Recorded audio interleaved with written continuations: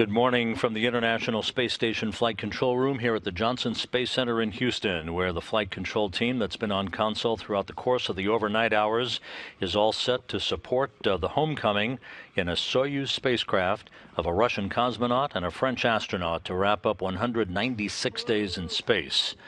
Aboard the Soyuz MS-03 spacecraft are Russian cosmonaut Oleg Novitskiy, the Soyuz commander, who is strapped into the center seat of the descent module of the Soyuz spacecraft. To his left is European Space Agency astronaut Thomas Pesquet. Thomas Pesquet, the French astronaut who was launched with Novitskiy and NASA astronaut Peggy Whitson back in November to start their mission. They are about to wrap up a flight that has again spanned 196 days in space, 194 days aboard the International Space Station, a flight that has traversed 3,136 orbits of the Earth and 82.9 million statute miles. You're looking at a view of the Russian flight control room at the Russian Mission Control Center in the town of Korolyov outside of Moscow, where the Russian flight controllers are talking to the crew aboard the Soyuz vehicle as we prepare for the deorbit burn just 30 minutes from now.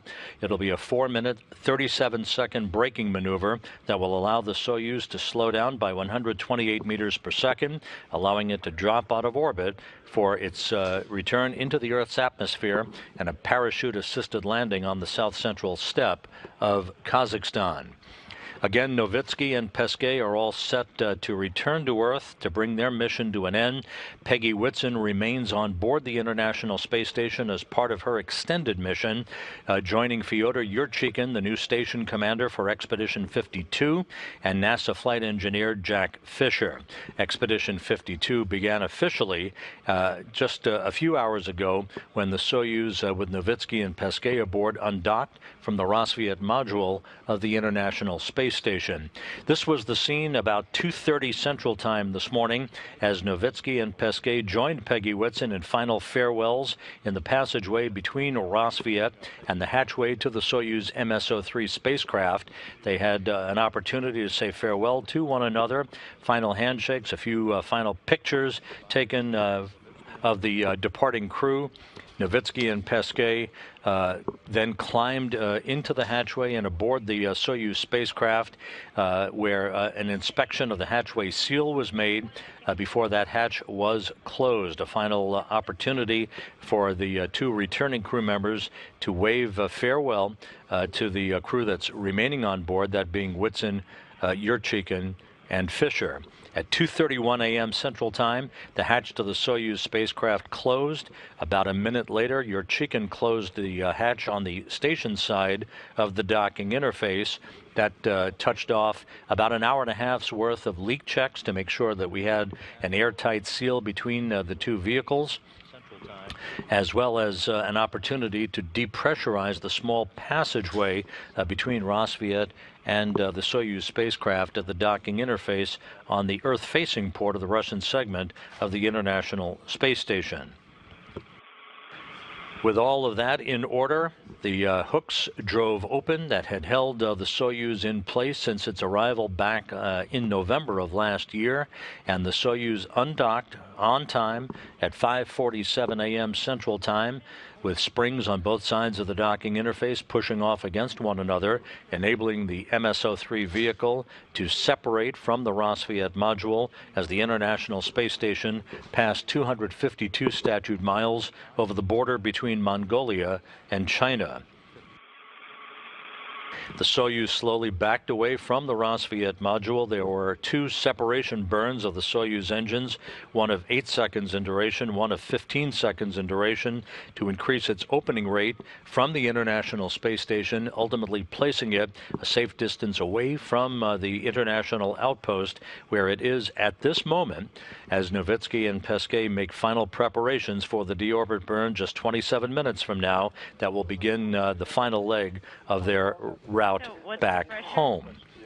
Left on board the International Space Station, Whitson, Yurchikhin, and Fisher. They will be a three-person crew for the next 8 weeks until the next residents come up to bat for their launch to the International Space Station, that being the Soyuz MS-05 crew of Randy Bresnik of NASA, Sergei Ryazanskiy of Roscosmos, and Paolo Nespoli of the European Space Agency, who will launch 8 weeks from today on July 28th for a 4-orbit, 6-hour rendezvous to the International Space Station and their docking to bring the station back to a full 6-person complement.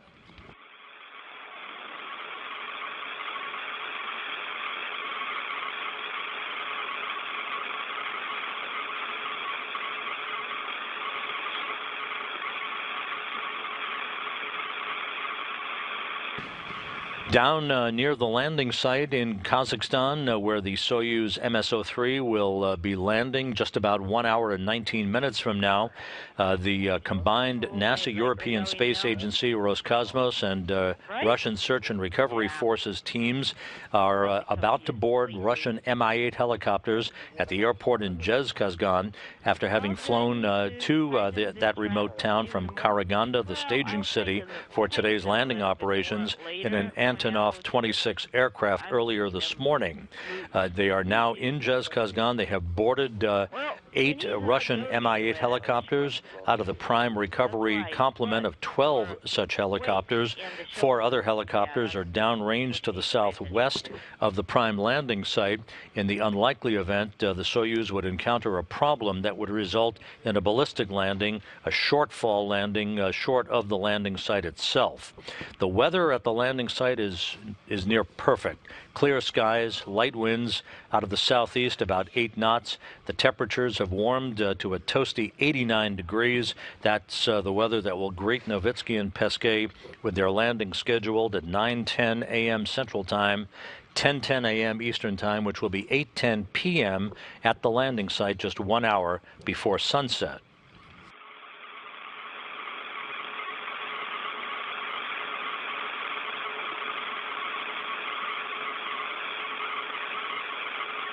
With Novitskiy and Pesquet all set, their Soyuz spacecraft in order, the deorbit burn again is 24.5 minutes from now. It will be a 4-minute, 37-second firing of the Soyuz engine to slow it down by 128 meters per second, a braking maneuver, if you will, to allow the Soyuz to slip out of orbit for its descent back to Earth. 27 minutes after the deorbit burn, there will be a pyrotechnic separation of the 3 sections of the Soyuz vehicle. The descent module, the only section that returns to Earth, the heat shield ablating temperatures that will build around 2,500 degrees around the vehicle itself. A series of commands will open up parachutes on the spacecraft. 2 pilot parachutes are first deployed, the second of which extracts the drogue chute. The drogue chute then released, and then the main parachute, which covers an area of about 1,000 meters, slowing the Soyuz to a descent rate of 7.2 meters per second. And then the final technical piece of the puzzle is the firing of the soft landing engines just a few seconds before touchdown, and the crew will be home. Again, the search and recovery forces will be airborne in those Russian Mi-8 helicopters right around the time of the deorbit burn. That will enable them to arrive in the vicinity of the landing zone and begin to assemble in a racetrack pattern airborne while they await the arrival of the Soyuz under its large orange and white parachute. Once the Soyuz touches down, the helicopters will follow suit one by one in rapid fashion to begin the process of extracting the crew, Novitskiy and Pesquet, from the MS-03 vehicle. They'll be placed in chairs nearby the Soyuz spacecraft for a few minutes to get their land legs back. They have not experienced the tug of gravity for 196 days. Once in the chairs, they'll be carried in those chairs to a nearby inflatable medical tent that will be erected by recovery personnel. They'll be helped out of their Sokol launch and entry suits into more comfortable flight clothing, and will receive preliminary medical exams. About an hour and a half after landing, Novitskiy and Pesquet will be placed in individual helicopters for a 2-hour flight back to the staging city in Karaganda, where a Kazakh welcoming ceremony will greet them. And then they will part ways, with Novitskiy boarding a Gagarin Cosmonaut Training Center aircraft for a flight back to Chkalovsky Airfield, the military air base just outside of the Cosmonaut Training Center in Star City, Russia. Pesquet will board a European Space Agency aircraft that's at the Karaganda airport for a flight direct back to Cologne, Germany, and the European Astronaut Center.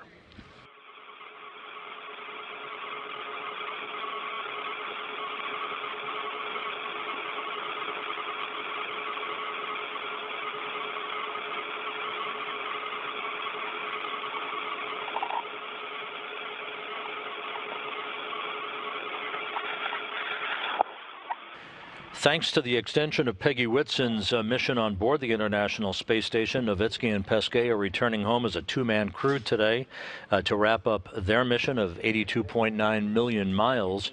This is the first time that only two crew members have returned home in a Soyuz vehicle since March 18th, 2010, when NASA astronaut Jeff Williams and Russian cosmonaut Max Sarayev returned to Earth to complete a 169-day mission aboard the International Space Station as part of Expedition 2122. They landed in quite a bit of snow in the northern landing zone in Kazakhstan, but hale and hearty nonetheless. They also parted ways and returned to their respective training bases, but that was the last time only two crew members returned home in a Soyuz vehicle. Whitson's extension on board the International Space Station maintains a three-person presence on board the complex for the next 8 weeks because of an extended indirect handover, as it is called, until the launch 8 weeks from today, as we mentioned before, of the next trio of residents who will be launched from the Baikonur Cosmodrome in Kazakhstan to return the station to a full six-person crew. Then there is the maneuver, and then stable mode, and then our shower.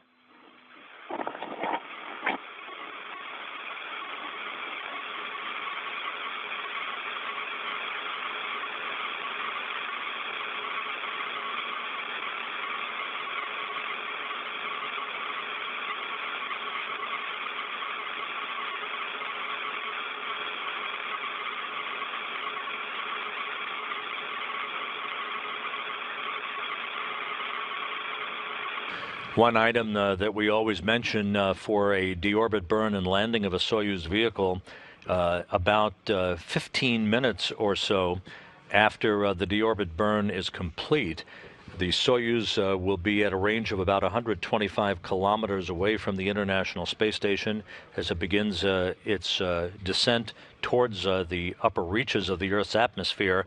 That's the point at which VHF voice communications is expected to become choppy or unavailable altogether during the time in which the Soyuz enters the plasma regime, where the temperatures around the spacecraft build to about 2,500 degrees Fahrenheit.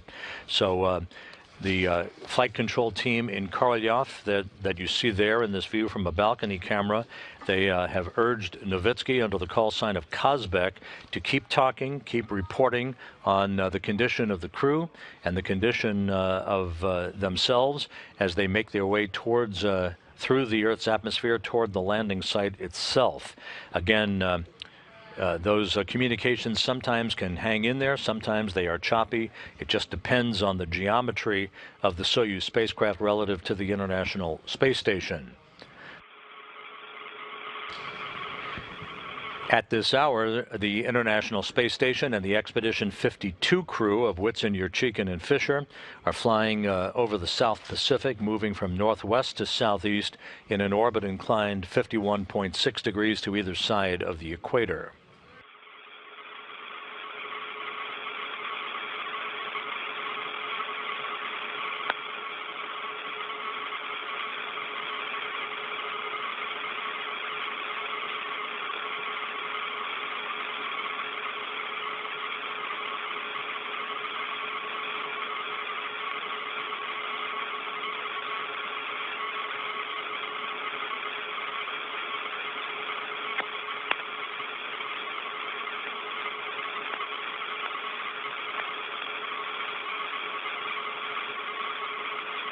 Countdown clocks here in the Mission Control Center ticking backward toward the start of the deorbit burn 17 minutes 15 seconds from now.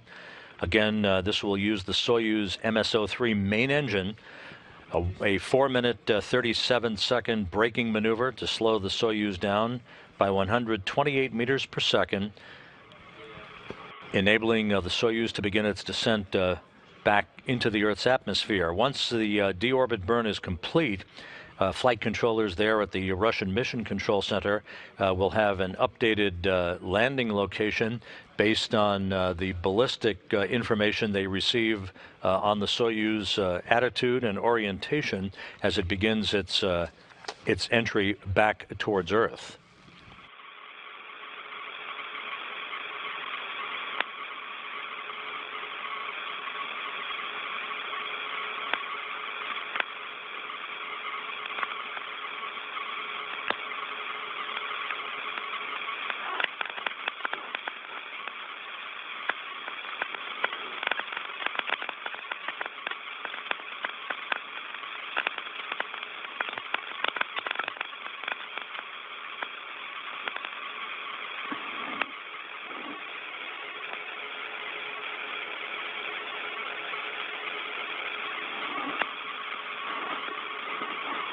Contact station on 2 for him. We're on 3. Привет, Peggy. Hey guys. Hi, Peggy. Hello, Peggy. How you doing? Good. Sounds like you guys were taking a nap a little bit ago. Well, yeah. We're relaxing. That's okay. As tired as we are, I'm like, we got to have this well planned so we won't be tired on our landing day. That's you guys great. take care. I'll be thinking of you. Yes, we will, Peggy. We'll miss you. We'll miss you, really.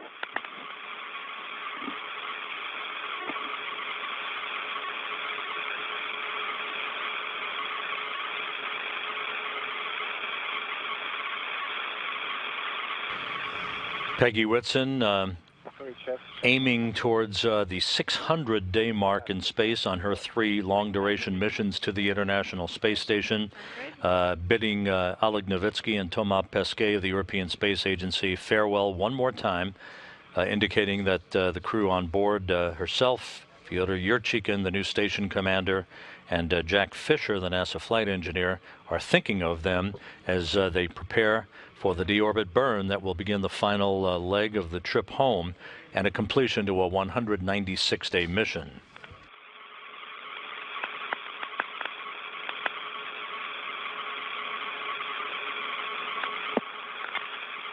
Тома, это парадокс, правда? Мы летим рядом, а живем с разницей в 3 часа.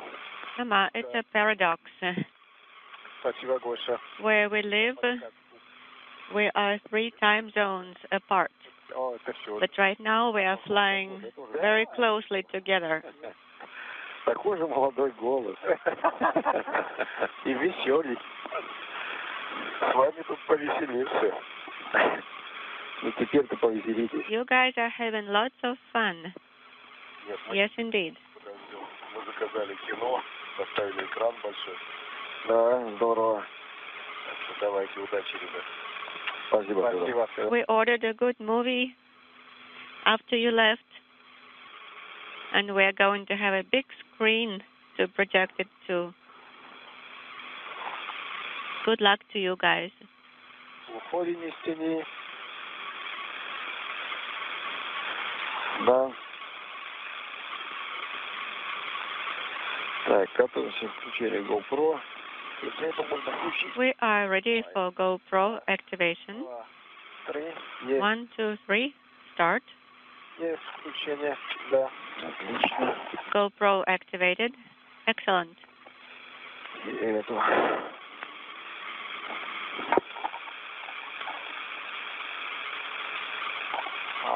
Once the deorbit burn gets underway, you should be hearing Novitskiy reporting back on a continuous basis for the 4-minute, 37-second duration of the burn. He'll be reporting on tank pressures and burn duration until the time that the engines are commanded to shut down. Yes, I copied. 12.5 minutes now until the deorbit burn, 1 hour 5 minutes until landing on the south central steppe of Kazakhstan.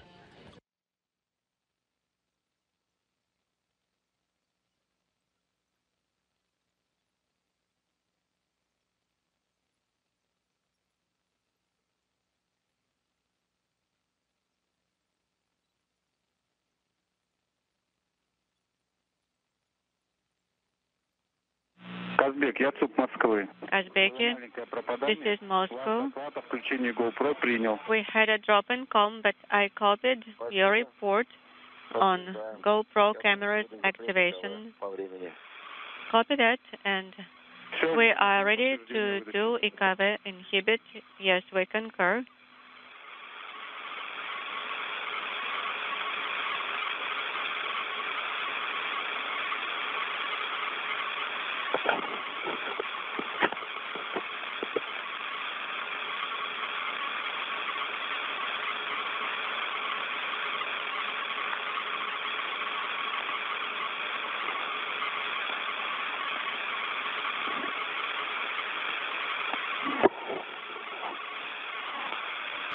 While Novitskiy and Pesquet are now just minutes away from the deorbit burn to begin the journey home in their Soyuz vehicle, it's been busy here in Mission Control in Houston, where the robotics officer maneuvered the Canadarm2 robotic arm to a grapple on the grapple fixture of the orbital ATK Cygnus cargo craft that is berthed to the Earth-facing port of the Unity module of the International Space Station. This in preparation for the unberthing of Cygnus on Sunday morning and its release to wrap up its flight and resupply mission to the International Outpost. NASA television coverage of the departure of Cygnus on Sunday morning will begin at 7:30 a.m. Central Time, 8:30 a.m. Eastern Time. Release time of Cygnus is scheduled at 8:10 Central Time, 9:10 a.m. Eastern Time, again on Sunday morning.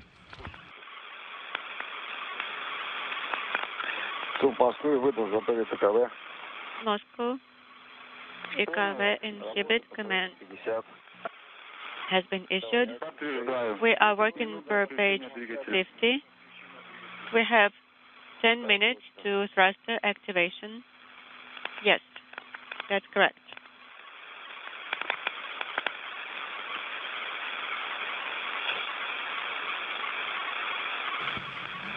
Pesquet is obviously completing his first flight into space, 196 days over 2 increments, Expedition 50 and 51.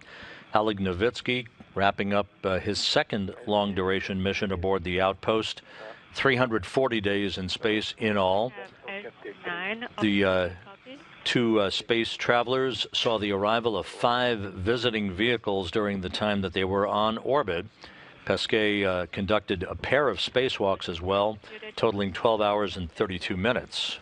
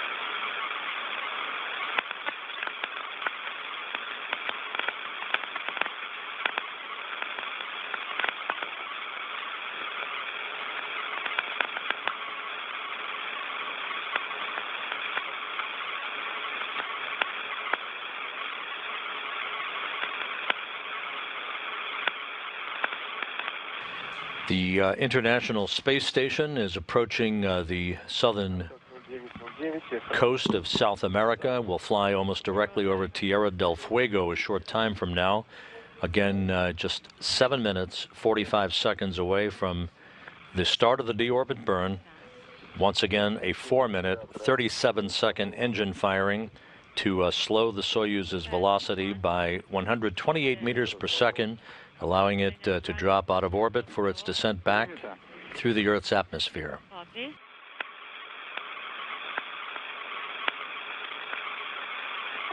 We have the maneuver. Copy.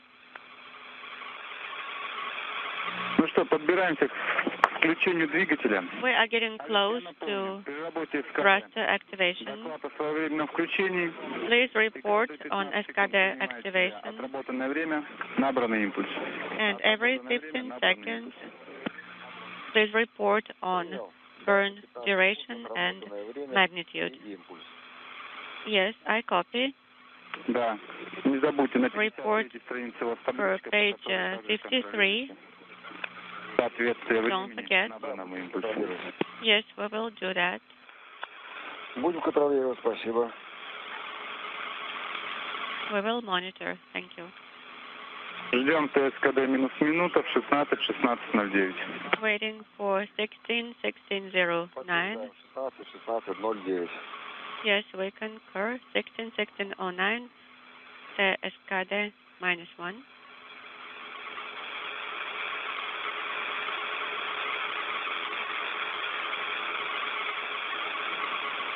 Coming up on the 6-minute mark before the start of the deorbit burn.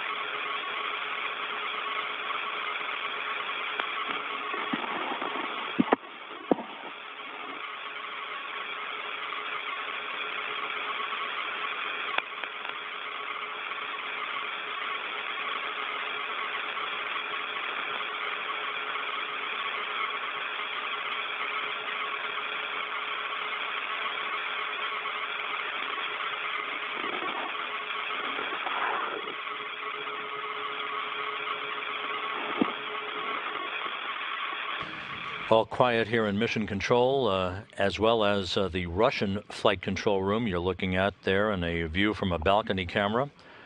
This facility located in the town of Korolyov on the outskirts of Moscow. Less than 5 minutes away now from the deorbit burn.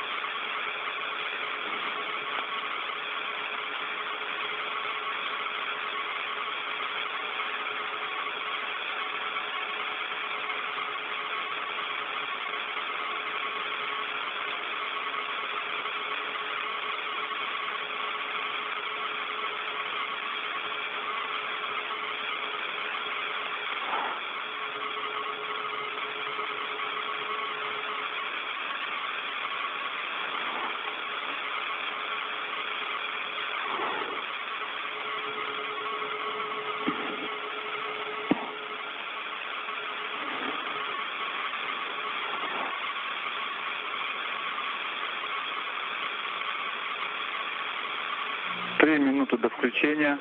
Олег, как по высоте? 3 minutes to thruster activation. Oleg, Очень плохо принимаю. what is the attitude per the periscope? Слышите меня сейчас? Moscow, we can hardly read you. Чуть получше. How do you read me now? Slightly better. At the airport in Jezkazgan, Question. which is the intermediary staging site for today's landing operations, the Russian Mi-8 helicopters have their rotors up and spinning with the respective personnel about to they have boarded those helicopters and will be taking off in sequential fashion a short time from now, following the completion of the deorbit burn. We're 2.5 minutes away from the start of that burn. 4-minute, 37-second braking maneuver to slow the Soyuz down by 128 meters per second, allowing it to begin its descent back toward Earth.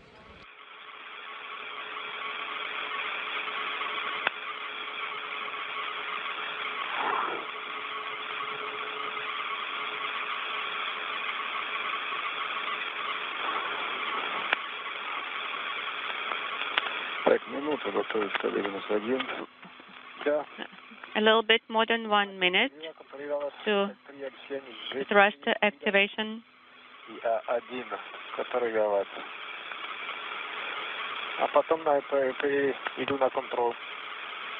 I'm going to be monitoring the periscope. Yes, that's correct. We have gas saw, attitude build. Казбек, мы в цепи, слышим вас хорошо. Pesquet, we read you loud and clear.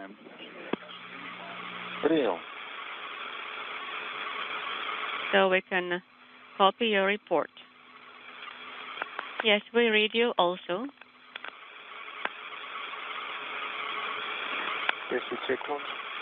30 seconds.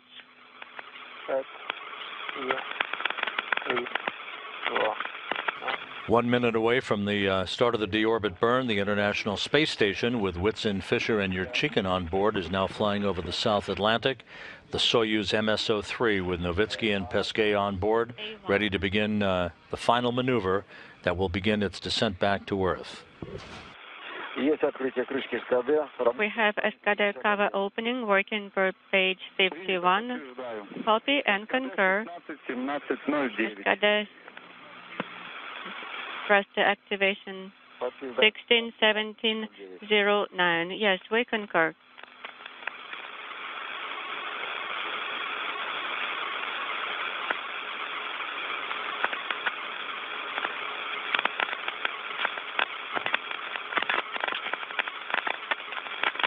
Standing by for the start of the deorbit burn.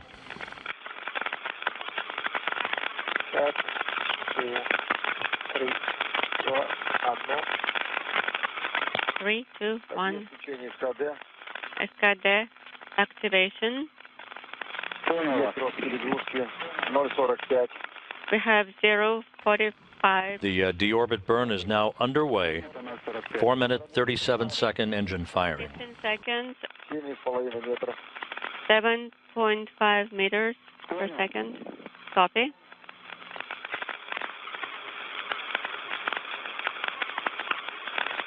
секунд. 30 seconds. 13.9. Copy.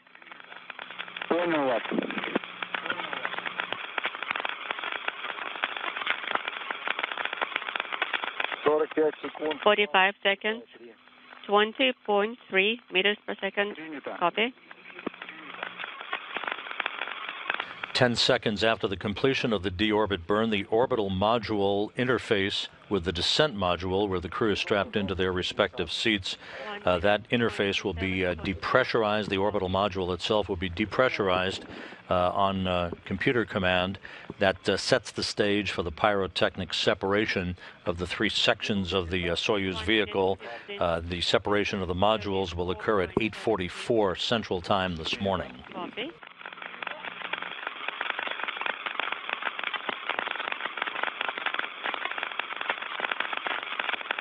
Минута 30. 1 minute 30 seconds. 41.6.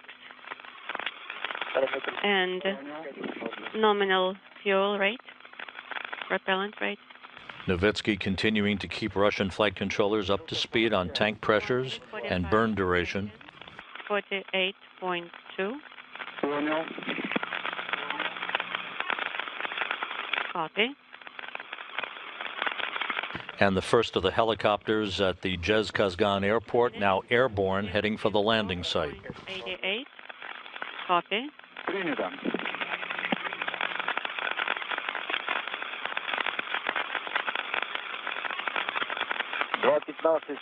2 minutes 15 seconds. 61.085. Copy.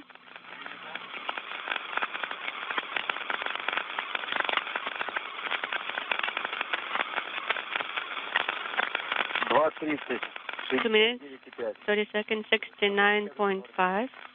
2 minutes to go in the deorbit burn, and again, the first of the Russian Mi-8 helicopters with European Space Agency and NASA personnel in tow they have begun to take off in sequential fashion from the Zhezkazgan airport, headed for the landing site, which is about 88 miles to the southeast of Zhezkazgan. 3 minutes, 83.13. The parameters normal. Copy.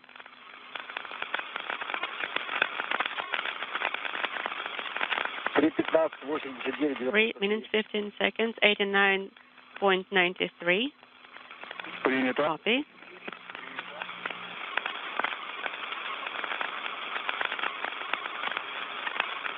3 minutes, 30 seconds, 97.04. Copy.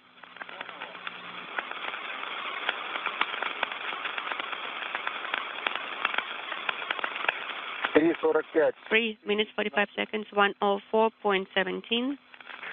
Copy.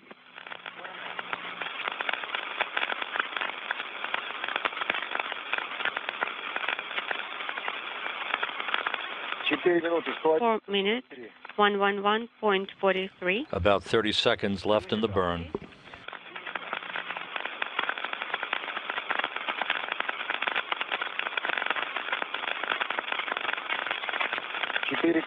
Four minutes, 15 seconds, 118.3. Copy.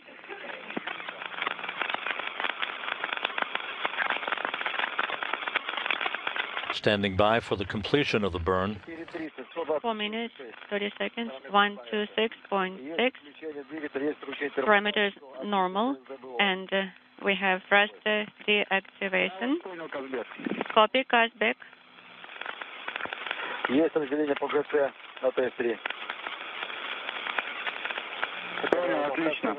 Так, есть разворот. We have separation and maneuver. The deorbit burn is now complete and good. So Thomas Pesquet of the European Space Agency and Oleg Novitskiy, the Soyuz commander of MS-03, are on their way home after 6.5 months in space. We read you loud and clear now. Bio pressure dropping. 370. The depressurization of the upper section of the 3-section Soyuz spacecraft, that being the orbital module, is now being depressurized. Again, all of this in preparation for the pyrotechnic separation of these 3 modules. That will occur at 8:44 a.m. Central Time. This will enable the descent module, in which the crew is strapped into their respective seats, to have the heat shield on the base of the descent module itself facing in the direction of travel to repel the heat that will build up around the spacecraft when it enters the Earth's atmosphere.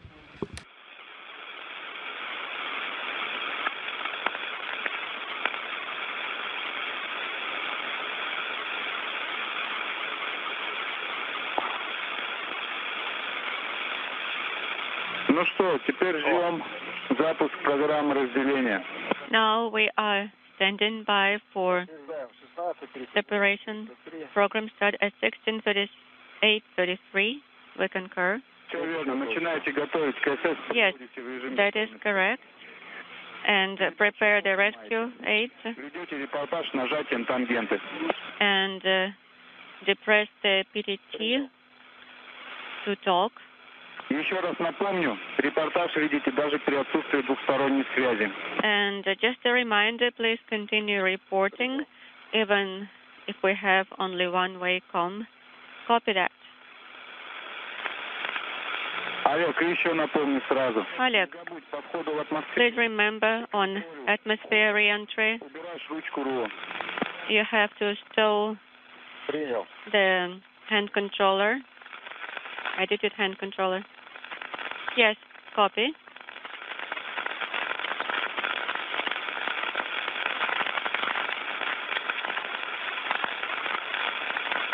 Russian flight controllers at the Russian Mission Control Center continuing to remind Oleg Novitskiy, the Soyuz commander, to keep talking during the course of the descent. This is due to the fact that at times there will be choppy, if not a complete loss of communications based on the distance between the Soyuz spacecraft as it enters the Earth's atmosphere and the antennas on the International Space Station that would serve otherwise as a VHF voice relay capability. Once the Soyuz approaches the landing site in Kazakhstan, that voice communication between Novitskiy will be relayed through an Antonov fixed-wing aircraft flying in the vicinity of the landing zone that serves as a airborne data and voice relay center, relaying information about the crew's condition and the vehicle condition to the Russian flight control team there in Korolyov. Okay, you can start tightening at least the knees and the waist and the shoulders later. Okay.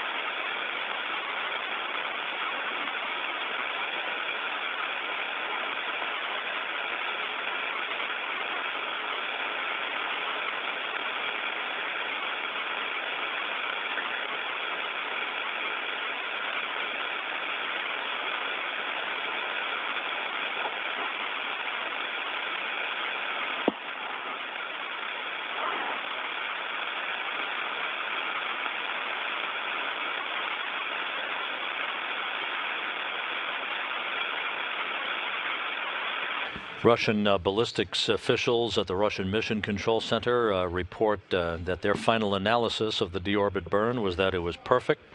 So everything is in order as the Soyuz begins its descent back towards the Earth's atmosphere.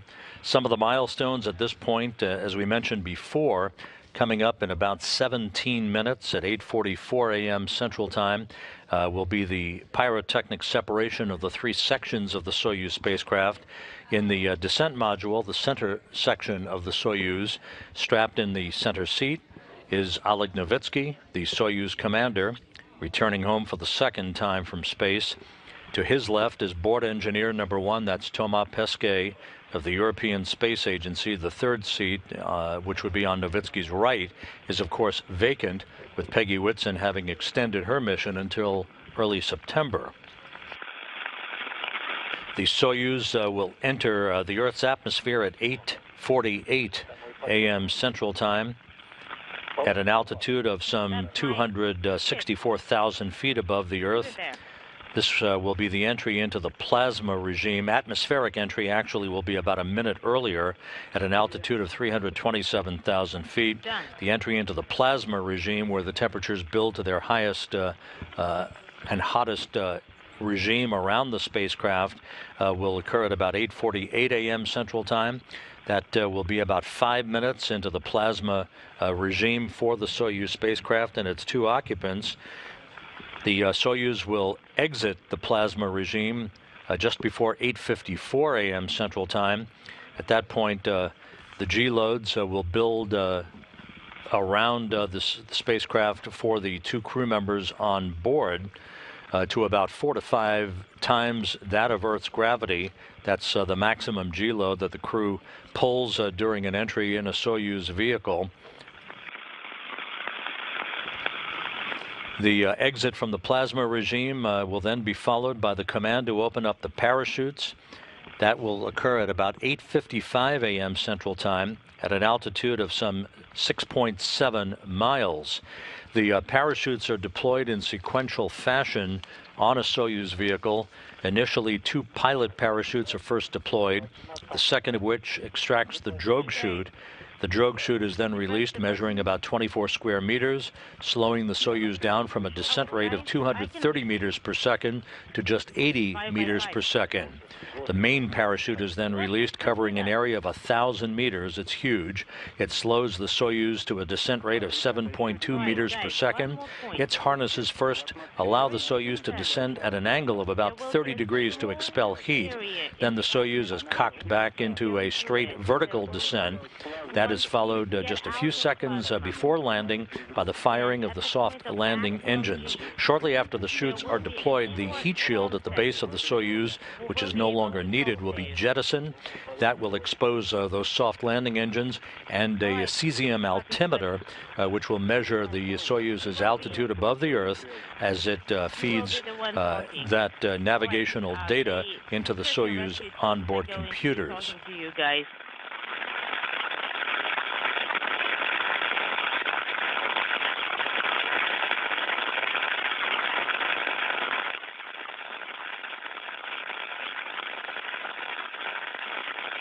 All of the helicopters from the Jezkazgan airport with the NASA and European Space Agency personnel on board, as well as Roscosmos and Rosaviatsa search and recovery forces. All of those helicopters are now airborne, headed for the landing site. Again, once they arrive there, they'll position themselves in a racetrack pattern, an oval-shaped pattern around the landing zone to await the arrival of the Soyuz, Novitskiy and Pesquet, under the huge orange and white parachute.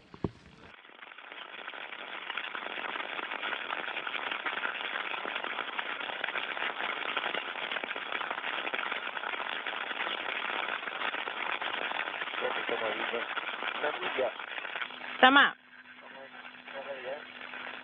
how are you? I'm doing fine. And unintelligible afterwards.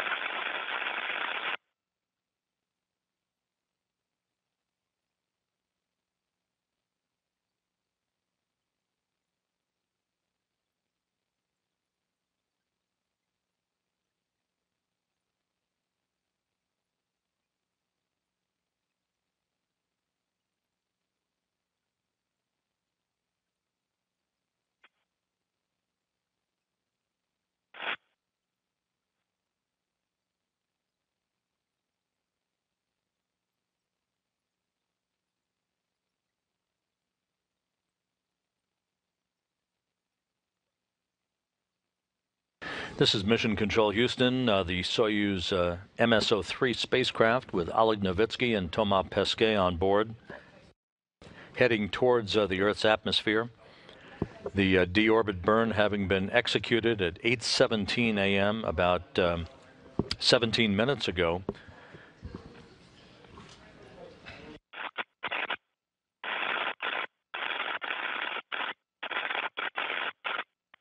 We're about 10 minutes away from the point at which the pyrotechnic separation of the 3 sections of the Soyuz spacecraft should be executed. That's on computer command. That will be at an altitude of about 87 miles above the Earth. And that will enable the descent module to have its heat shield pointed in the direction of travel as it moves from southwest to northeast toward the landing site in south-central Kazakhstan, about 88 miles to the southeast of the town of Zhezkazgan.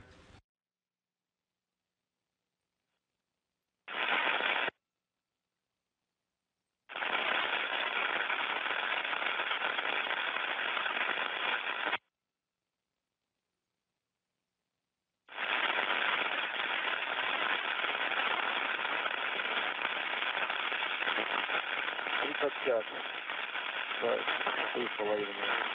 35, 3.5 actually.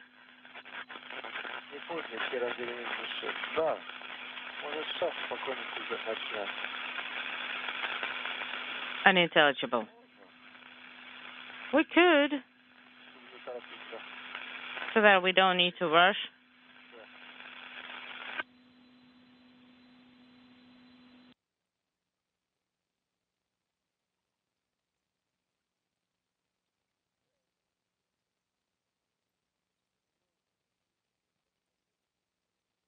Казбек, я ЦУП Москвы, как слышите меня? Kazbeki, this is MCC Moscow. How do you copy?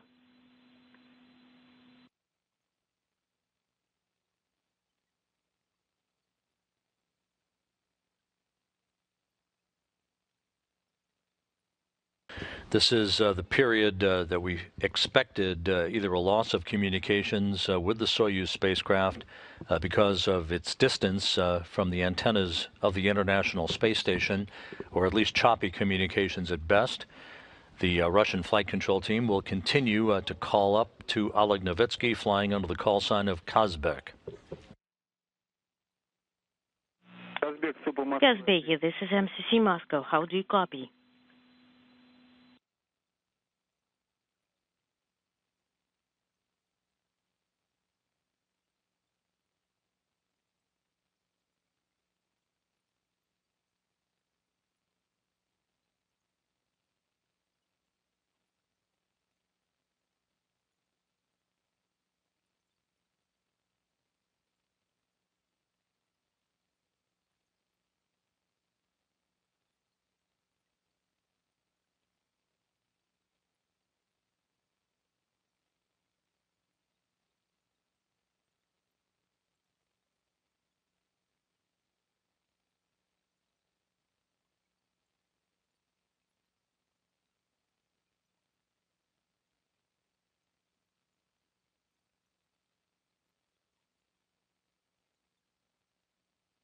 Казбек, ответьте ЦУП. Kazbeki, come in. This is MCC Moscow.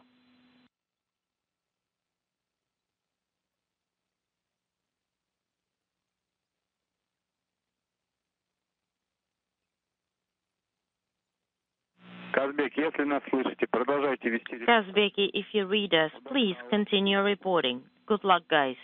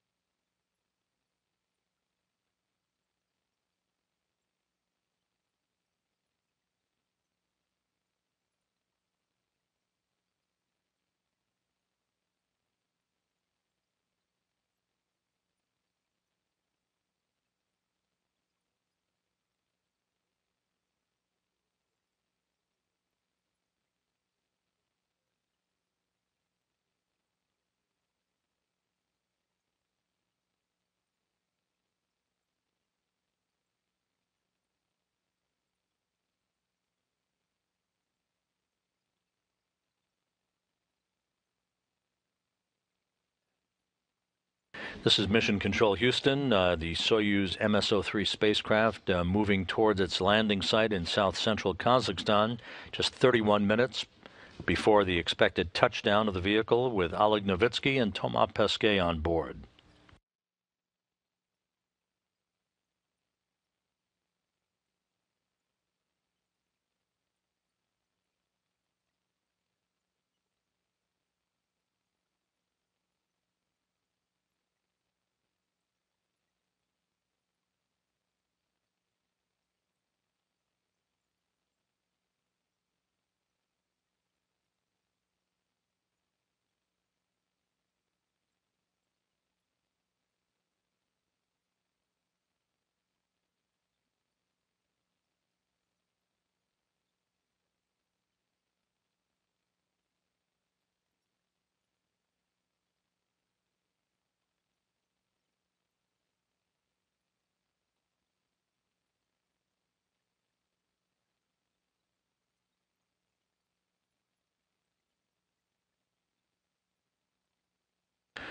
Down at the landing site in Kazakhstan, preparations are underway to receive Novitskiy and Pesquet.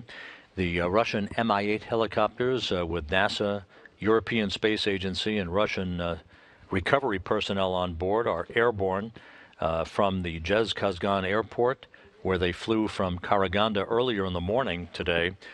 They boarded those helicopters at the Zhezkazgan airport, and within the last 15 minutes or so took off in sequential fashion, headed for the landing site.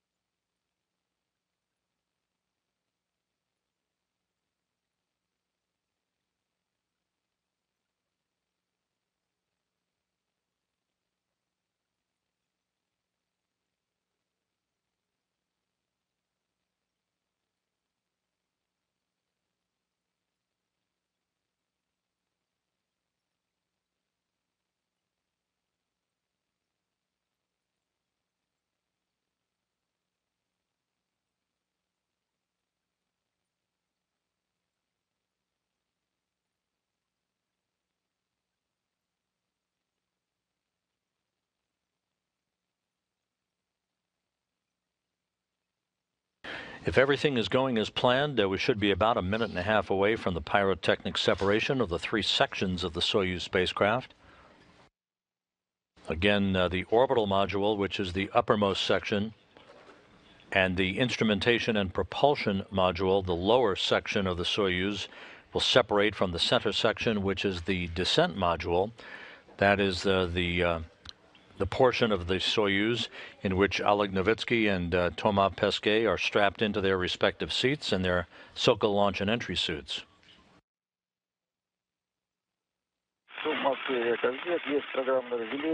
Moscow, this is Kazbek. We are in controlled descent, and we confirm the separation. Copy, Kazbek. Как меня слышите? How do you copy me? Продолжайте вести репортаж. We confirm the maneuver. Awesome. We copy. Ожидаем разделения. And we're standing by for the separation. Все верно. 16:44. Great. 16:44:33. Correction.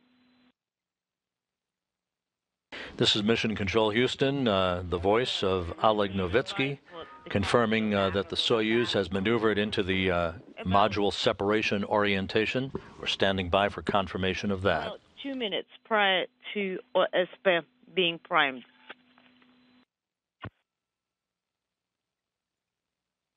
Удачного вам спуска, Казбек. And good luck, guys.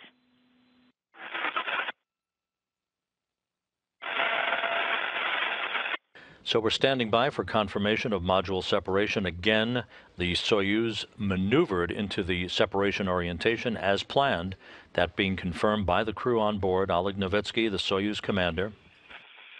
We should be at the point of module separation. We'll stand by.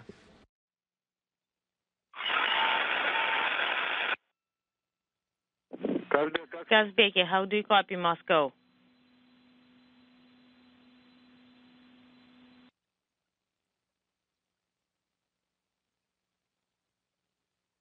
And module separation now is confirmed, right on schedule. Everything continuing to go very smoothly as the Soyuz MS-03 with Novitskiy and Pesquet aboard barrels its way toward the landing site in south-central Kazakhstan.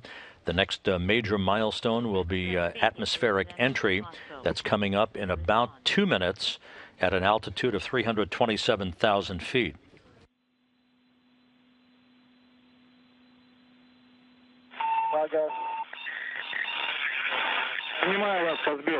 Kazbeki, we did not copy your last.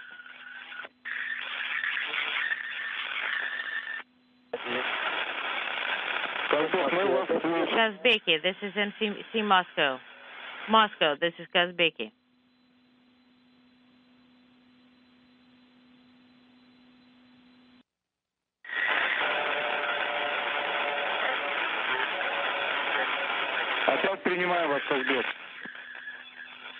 We can hear you, but we do not read what you're saying.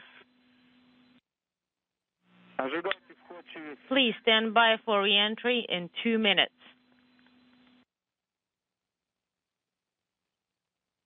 This is Mission Control Houston, once again recapping the deorbit burn for Novitskiy and Pesquet aboard the MS-03 Soyuz vehicle. Occurred on time at 8:17 a.m. Central Time, and just a couple of minutes ago, Novitskiy confirmed that the 3 modules of the Soyuz vehicle had separated pyrotechnically on time. So the descent module with the 2 crew members on board is headed for atmospheric entry. That's expected to begin in about a minute. The first sensation of Earth's gravity will be felt by the 2 crew members since their launch from the Baikonur Cosmodrome 196 days ago.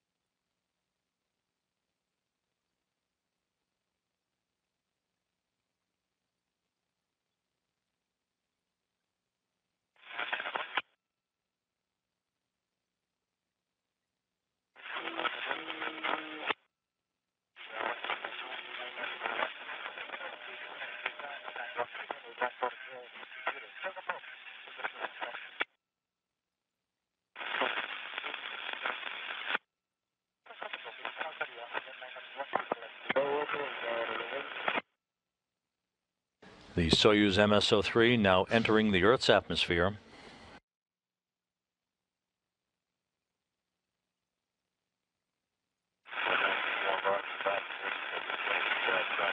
"22 minutes until touchdown." Unintelligible.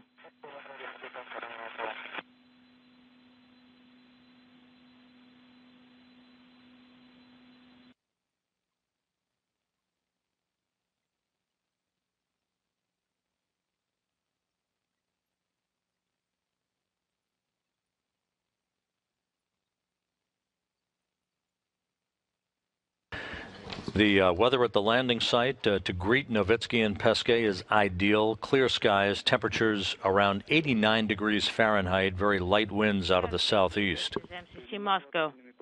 We read you with a lot of interference.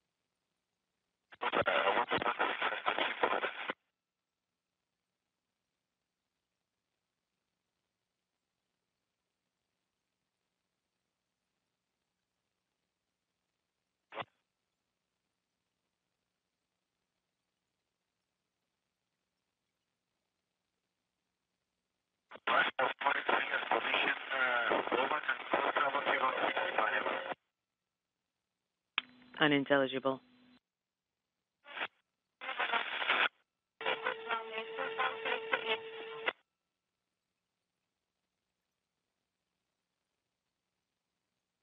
The Soyuz MS-03 should be in the plasma regime, where what is known as controlled entry guidance begins.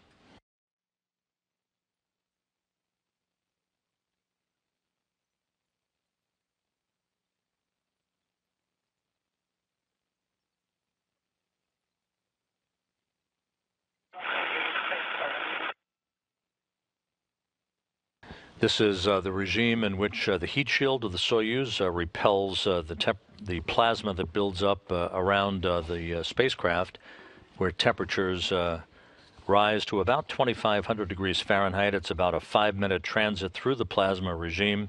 The vehicle should be exiting that about 3 minutes from now.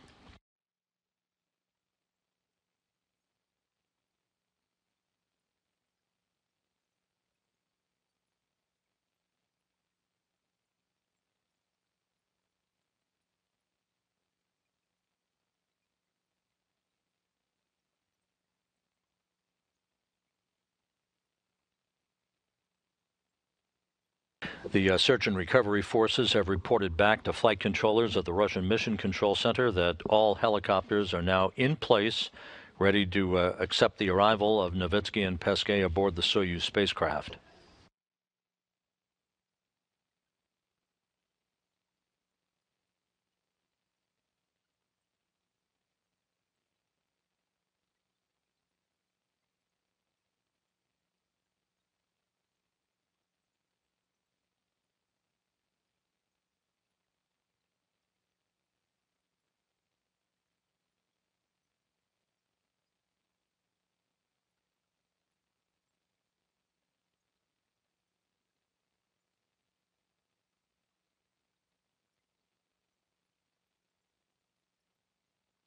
We're about 3 minutes away from the command to open the chutes. Again, this will be done in a sequential fashion.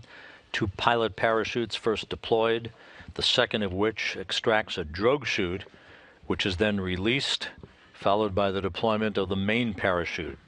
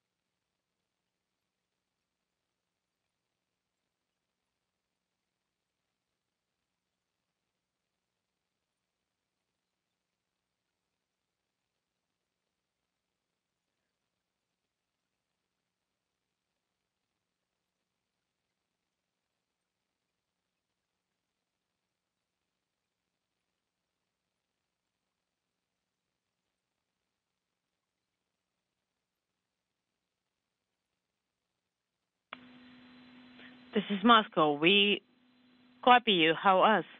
Loud and clear. Integer is 18 and roll is 0. And what's the atmospheric miss? 4 seconds. How much? Can you confirm? Is it 4? Yes, plus 4 seconds. How are you feeling? Great. SR pressure?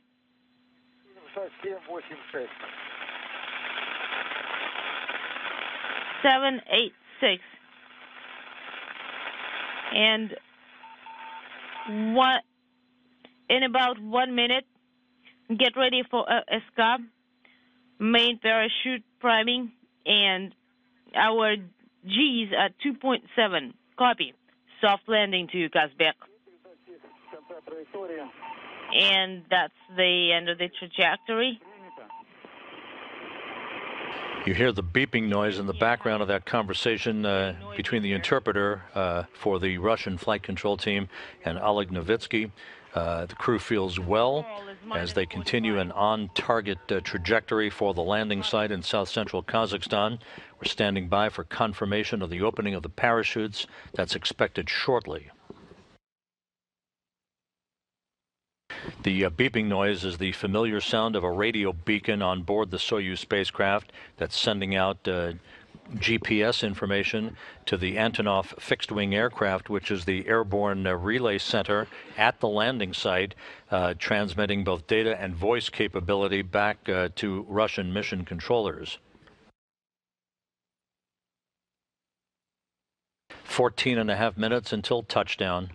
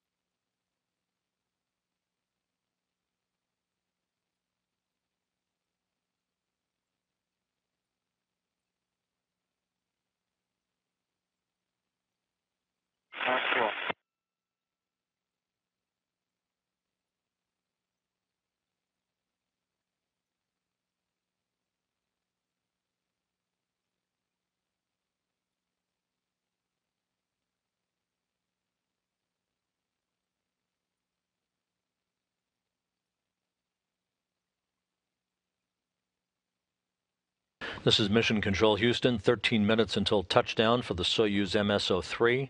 If everything has gone by the book, we should have had the chutes deployed by now, standing by for that confirmation.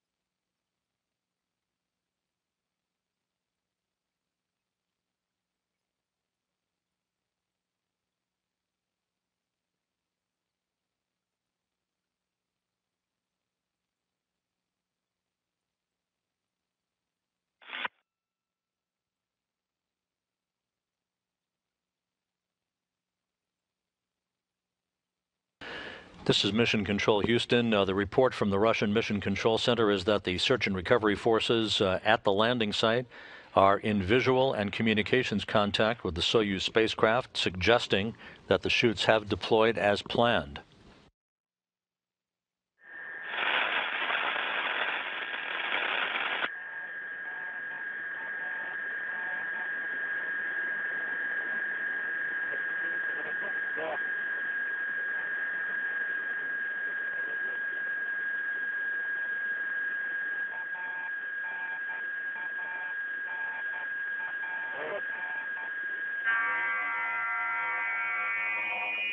This is Mission Control Houston.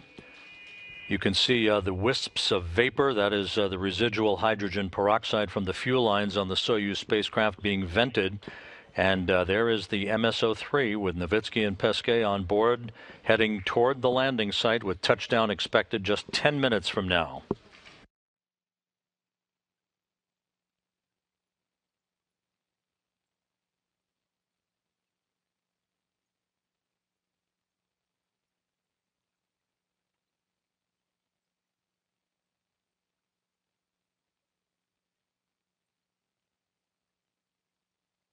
Everything has gone perfectly with the Soyuz's descent from orbit. Everything from the hatch closure in the wee hours this morning to the undocking that occurred at 5:47 a.m. Central Time to the deorbit burn at 8:17 a.m. Central Time. All of the entry milestones have been met for the spacecraft and its two occupants, Oleg Novitskiy in the center seat as Soyuz commander. To his left, the board engineer, Thomas Pesquet of the European Space Agency. Those two wrapping up a mission of 196 days in space, 3,136 orbits spanning 82.9 million statute miles. Time to touchdown just over 9 minutes.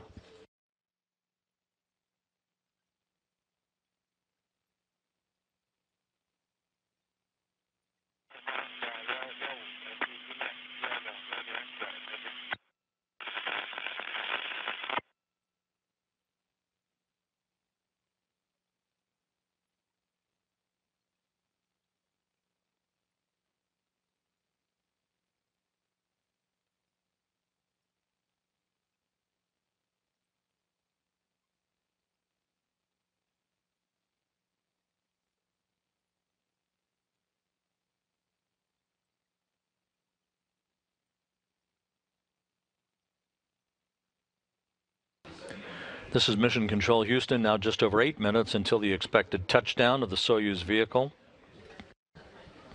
On board the International Space Station, the Expedition 52 crew of Fyodor Yurchikhin, Peggy Whitson, and Jack Fisher. They've completed their day's work, having bid farewell to Oleg Novitskiy and Thomas Pesquet. The first time that only two occupants of a Soyuz vehicle have returned to Earth since Jeff Williams and Max Sarayev completed the Expedition 21-22 mission and 169 days in space in March of 2010.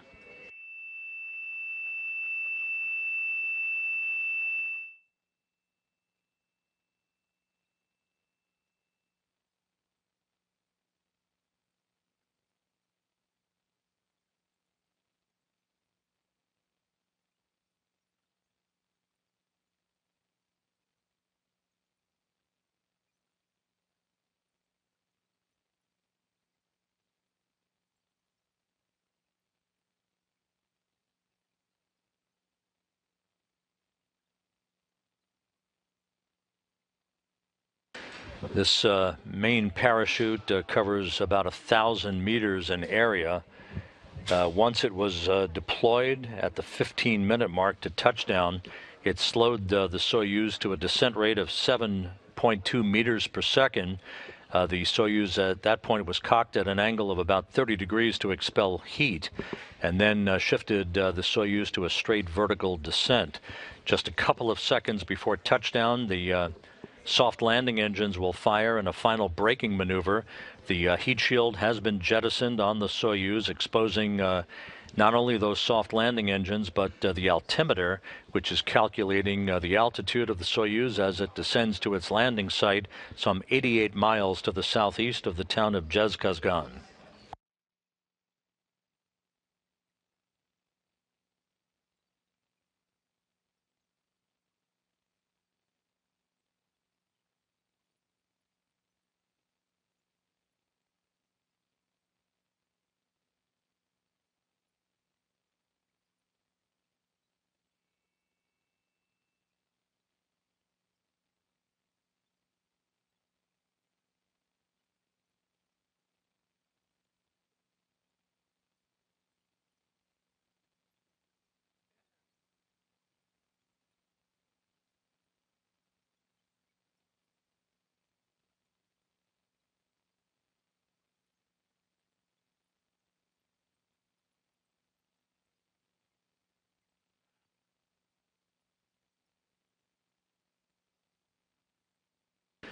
The Russian Mi-8 helicopters with the search and recovery personnel as well as support personnel from NASA, the European Space Agency, and Roscosmos, all of those helicopters are flying around the landing zone, waiting for touchdown, which is expected just 5 minutes from now.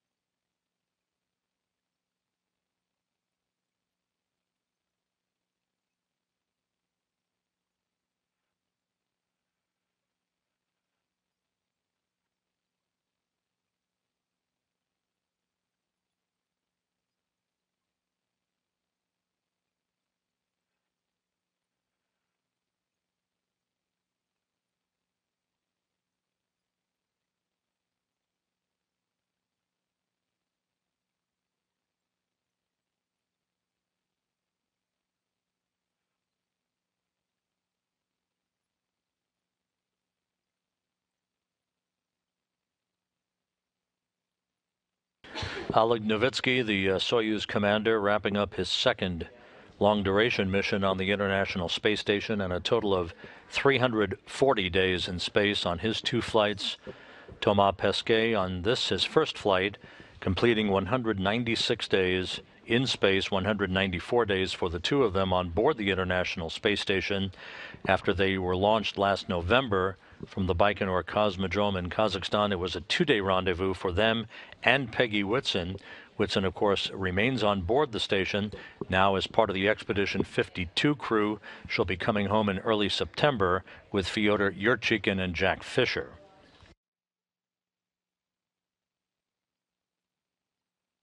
Time to touchdown, about 3 minutes, and now you can see one of the Russian Mi-8 helicopters flying around the spacecraft.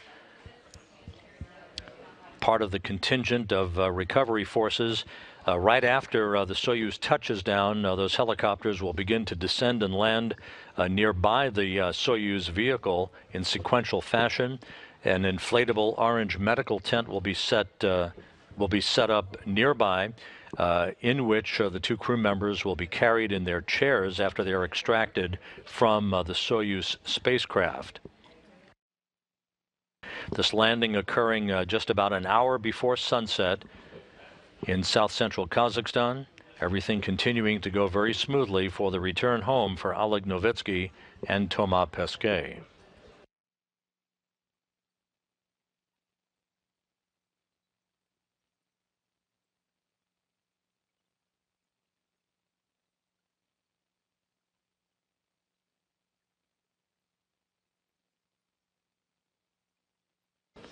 Two minutes until touchdown.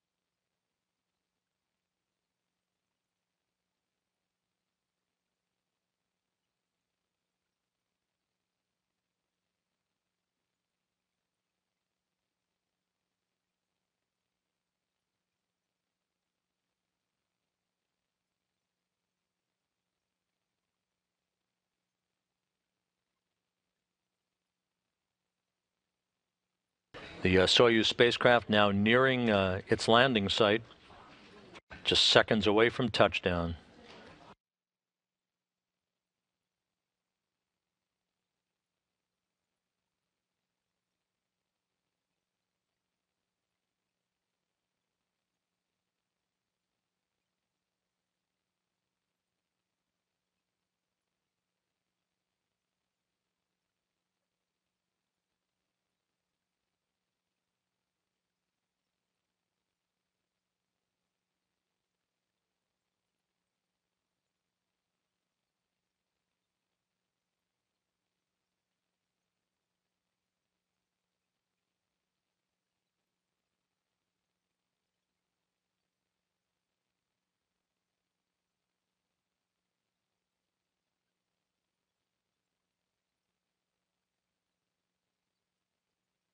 Standing by for the firing of the soft landing engines.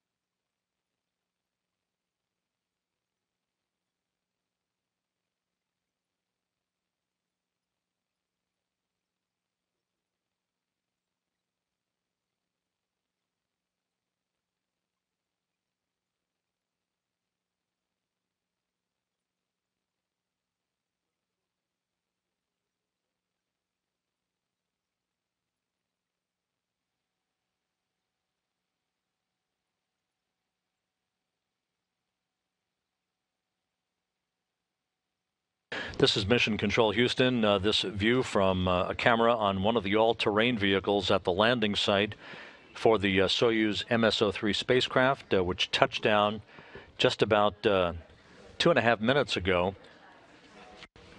Again, landing occurring at 9:10 a.m. Central Time, 8:10 p.m. at the landing site in Kazakhstan. This all-terrain vehicle will move toward the spacecraft along with other members of the search and recovery team that will begin the process of extracting the crew from the spacecraft.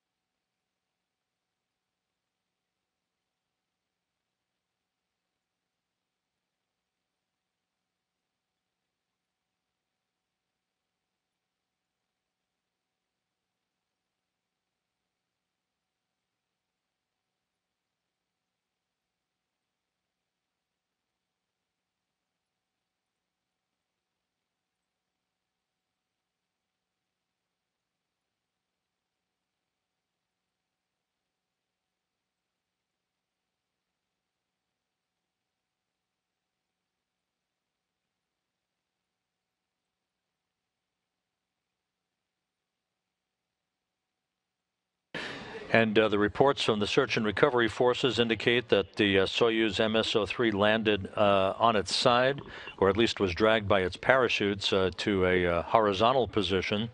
So the vehicle on its side, and the reports are that the crew is feeling well.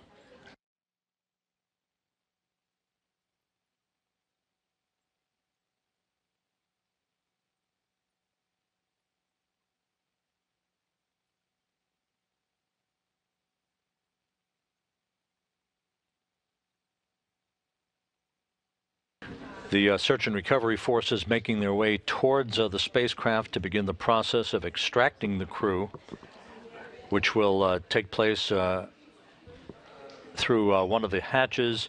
With only 2 crew members on board, this should not take very long. And we'll wait for the video to reassemble itself in the all-terrain vehicles in the vicinity of the spacecraft itself.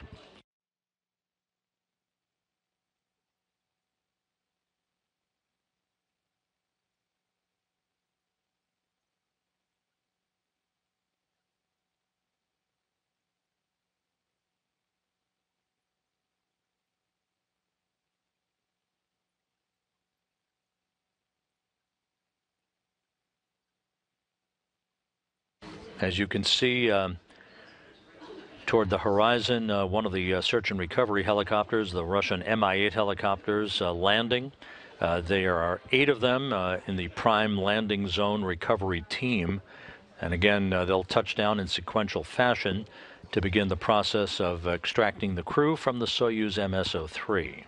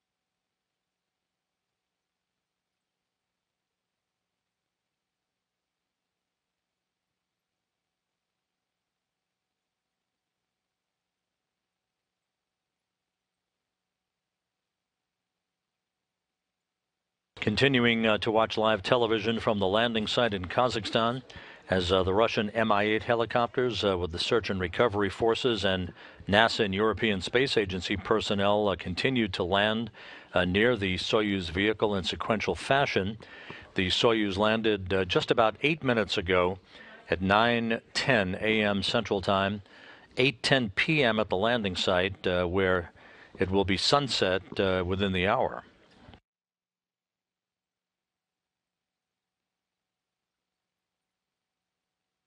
As we mentioned a moment ago, the Soyuz is on its side and that the crew is feeling well. That was the initial report from the search and recovery forces, the initial support personnel who have arrived by the spacecraft.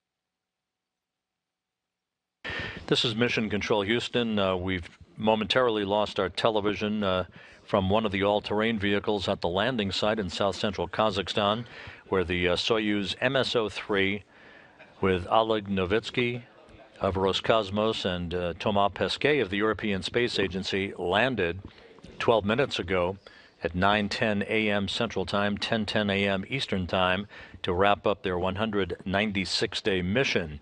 The presumption is the all-terrain vehicle now will make its way toward the spacecraft, which was reported to be on its side, not unusual for a Soyuz landing, and that the crew was feeling very well, according to the search and recovery forces.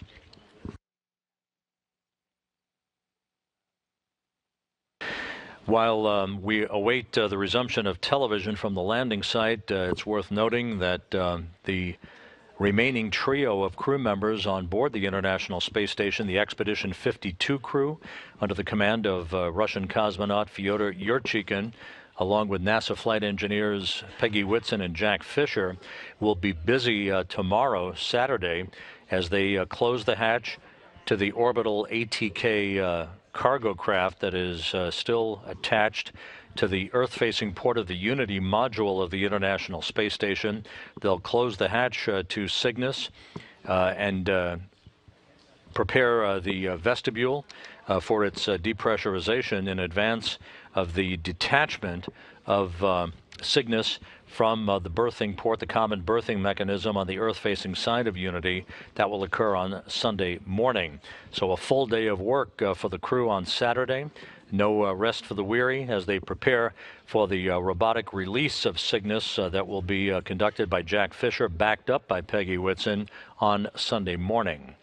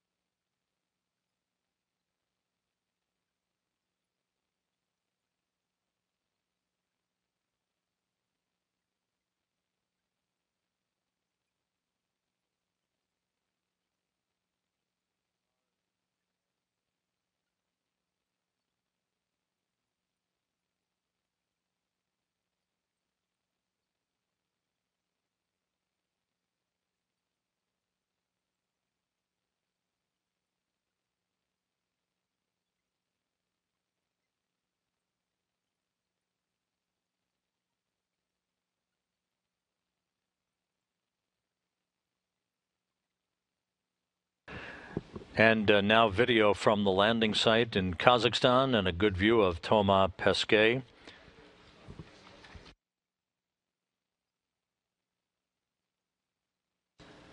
Both crew members appear to be out of the spacecraft in their chairs. We'll wait for that video to lock up.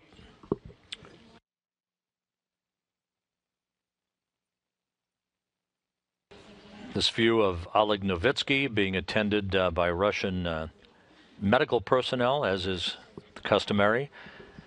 European Space Agency flight surgeon personnel around Pesquet. Again, both crew members out of the Soyuz vehicle very quickly, having landed just 18 minutes ago at 9:10 a.m. Central Time.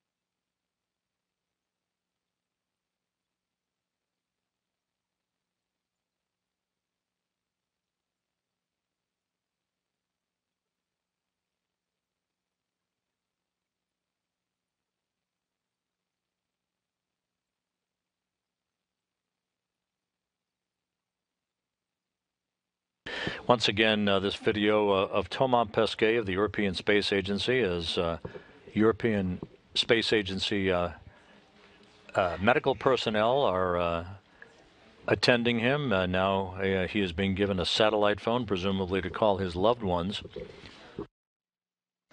Pesquet and Novitskiy out of the Soyuz spacecraft at the landing site after its on-target touchdown that occurred at 9:10 a.m. Central Time, 8:10 p.m. at the landing site. Now this view of Oleg Novitskiy.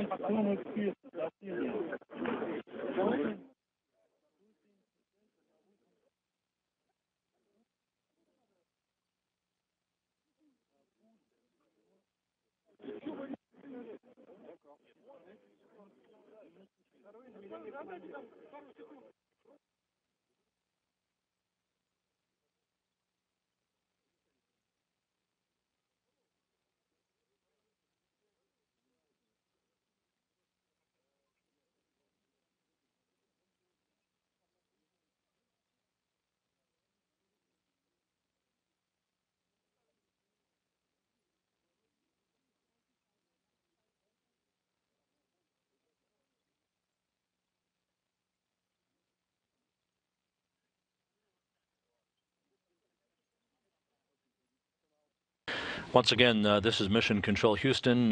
Views of Oleg Novitskiy and Thomas Pesquet, who were quickly extracted from the Soyuz MS-03 spacecraft following its landing on the steppe of Kazakhstan, some 88 miles to the southeast of the town of Zhezkazgan, landing occurring at 9:10 a.m. Central Time. Within about 15 minutes or so, the crew was extracted. The spacecraft had wound up on its side horizontal, as is typically the case, frequently the case, with a returning Soyuz spacecraft.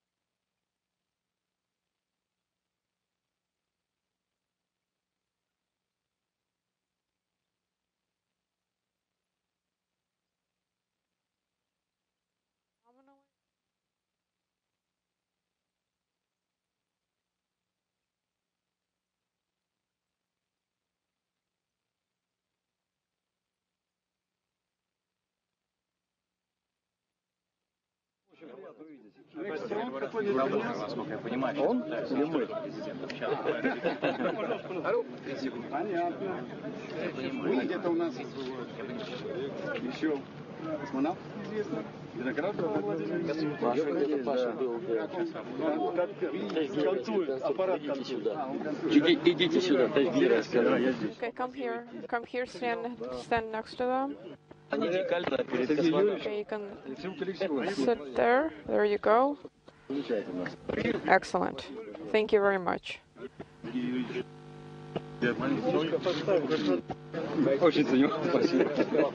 Thank you. Thank you. It's true. Thank you.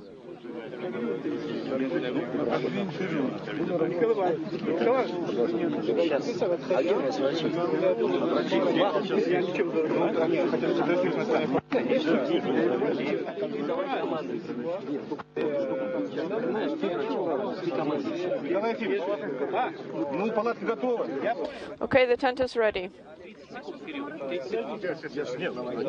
Okay, on our way.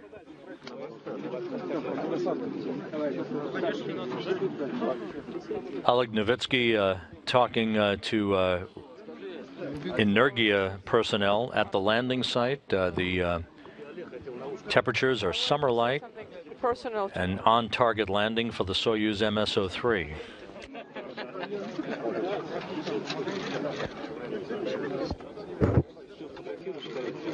Cosmonaut Pavel Vinogradov offering his congratulations to Oleg Novitskiy.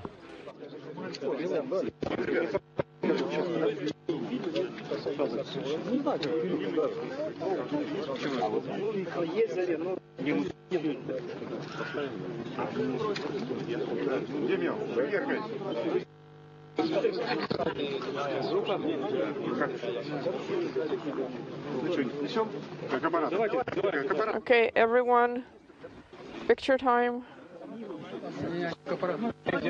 Okay. And now the traditional process of carrying the crew members into the inflatable medical tent nearby will begin. Come here, come here.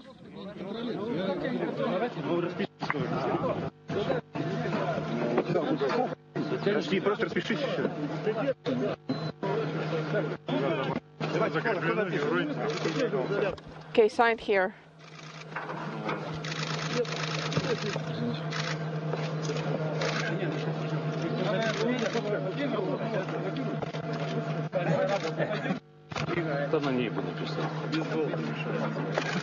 Олег, вот туда смотрим, а мы все чуть-чуть растянем, чуть-чуть. Okay, now let's turn you around a little bit, like this. There you go. The Russian tradition of the crew members signing the outside of their descent module.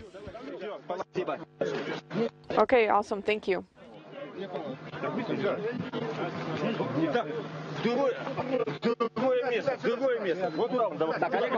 So anywhere, let's move him over here. Over there, a little bit further. The tent. What about the tent?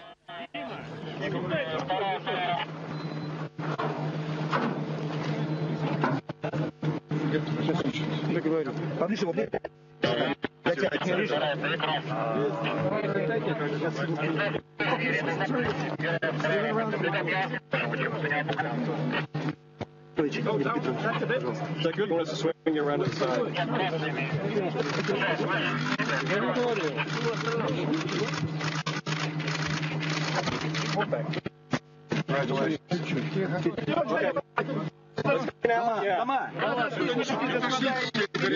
Отошли.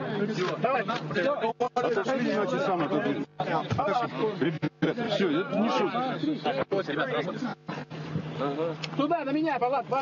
Okay, let's go backwards in this direction.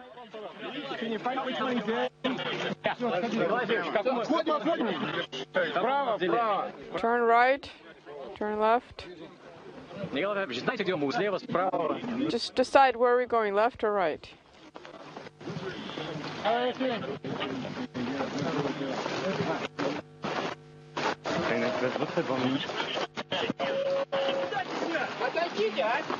Please step away, okay? Just step away a little bit. Just give us a little bit of space here. 5 meters. 5 meters away at least. Step away. Make way. Make a corridor.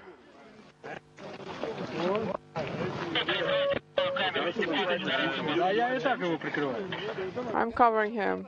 Please make a corridor.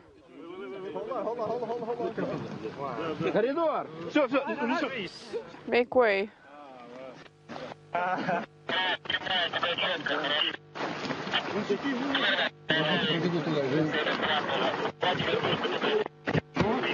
Sur la tente d'Atrisonier. Hey.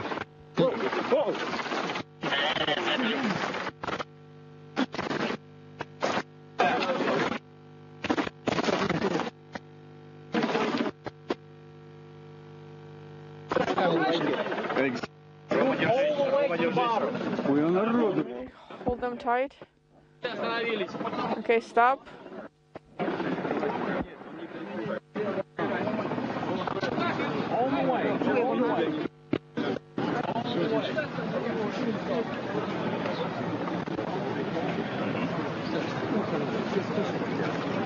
Все вокруг слышат, а ухо надо. Ухо у меня срывается. Ну и все, не психуй, поэтому... Я не психую, просто...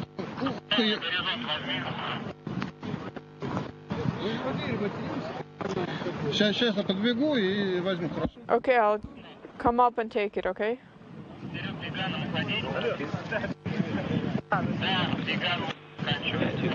Your call pertained to that red activity. Worked with our ground support, and it looks like we have two things in our way.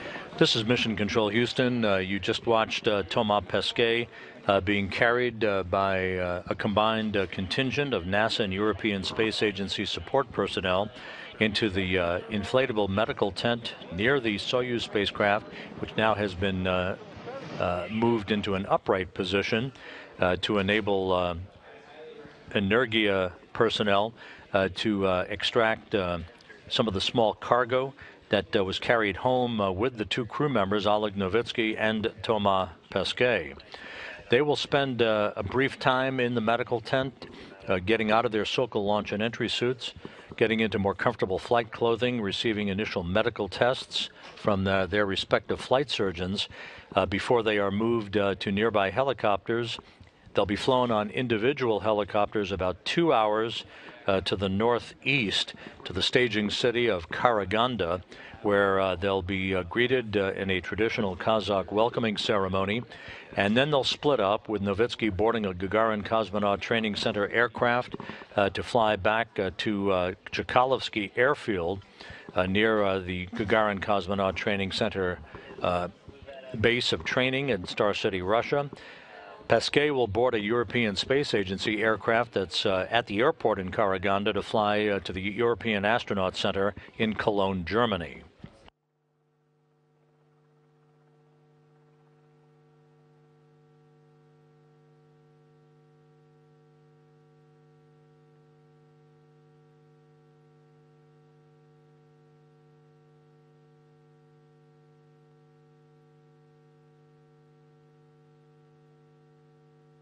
The lengthening shadows that you see, reflective of the fact that it's nearing sunset at the landing site. And Two Fish, this is Huntsville back with you on 2. I apologize. We had a brief handover. I caught that we have your comrades safe on the ground, a nappy nap, and then it cut out after that. Well, at least you got the nappy nap part. We're going to take a little nap, and if you guys can find out if we can at least take them out of their phone boxes, that would really help us to finish up the packing, or at least get it nice and tidy, so that when we do activate them and go for the process of undocking, we're not slowing things down trying to get the bags in order.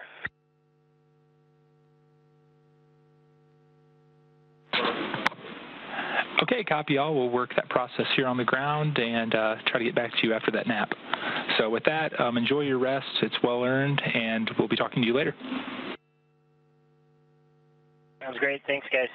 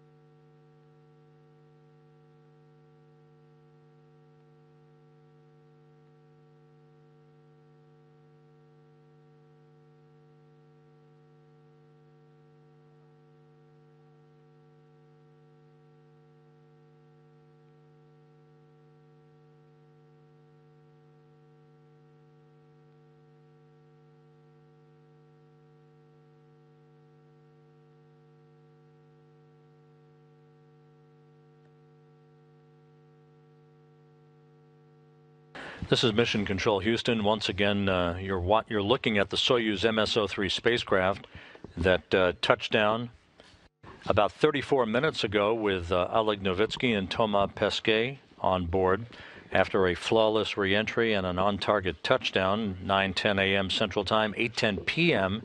at the landing site. Less than a half an hour until sunset at the landing site. The crew is safely in the inflatable medical tent nearby, where they're being attended to for the routine medical exams, getting out of their Sokol launch and entry suits into more comfortable clothing before they board 2 helicopters, one for each crew member, to fly back to the staging city in Karaganda.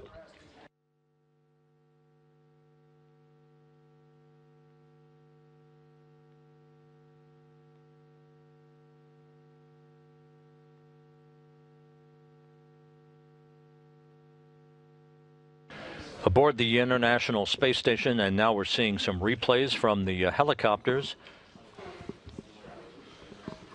as we watch the descent of the Soyuz MS-03. Again, this is a replay from one of the lead helicopters in support of the search and recovery forces.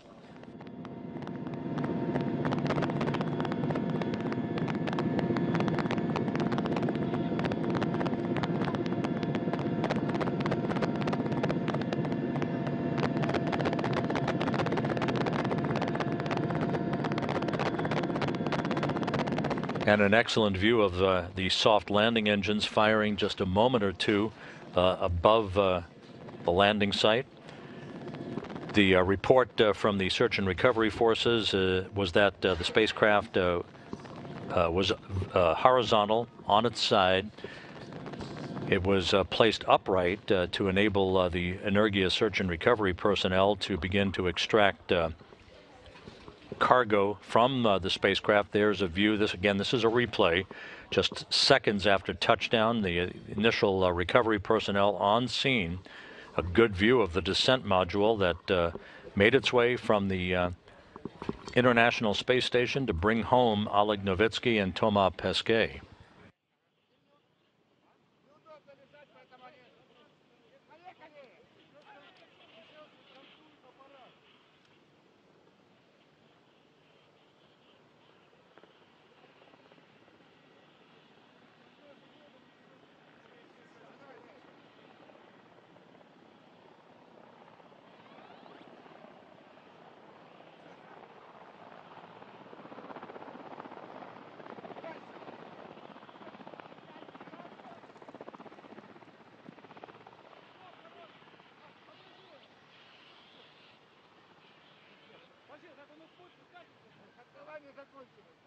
Once again, this is a replay of the video that was shot at the landing site, some of the initial video shot minutes ago, just after the Soyuz MS-03 spacecraft touched down.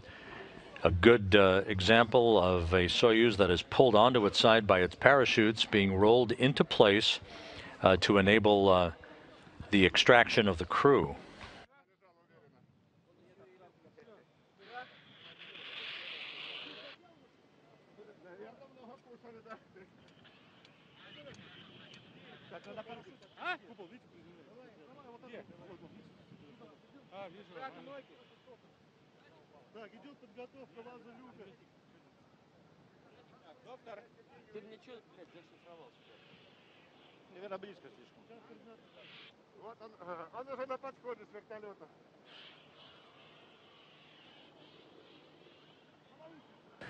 One of the Energia support personnel and technicians peering in one of the portholes to check out the crew. Again, this is a replay of video that was shot moments ago at the landing site, just a short time after the Soyuz touched down.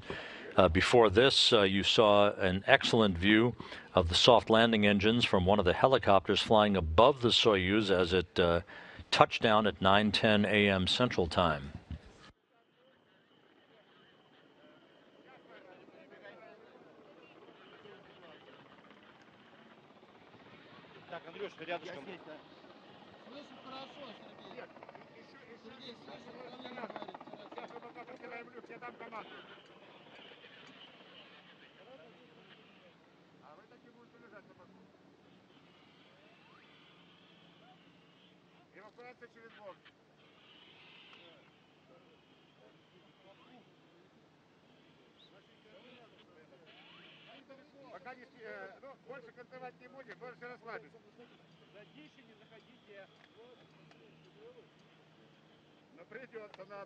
This is an excellent view of some of the post-landing activities as the Energia recovery personnel and engineers take photographic documentation of the Soyuz vehicle, wiping down the hatch before they insert this hatch handle that will be used to open the hatch and begin the process of extracting the crew members. All of this occurred just a few minutes ago.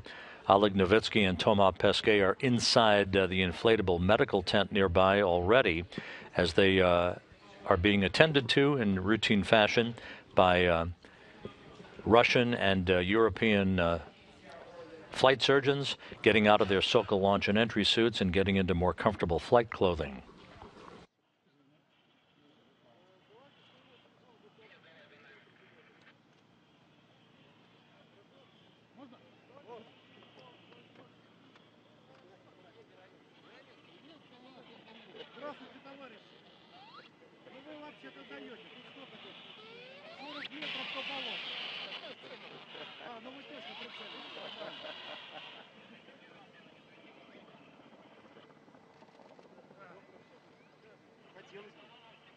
And an excellent view of Oleg Novitskiy, the Soyuz commander, in the center seat of the descent module, handing flight documentation and systems books to the Energia recovery personnel.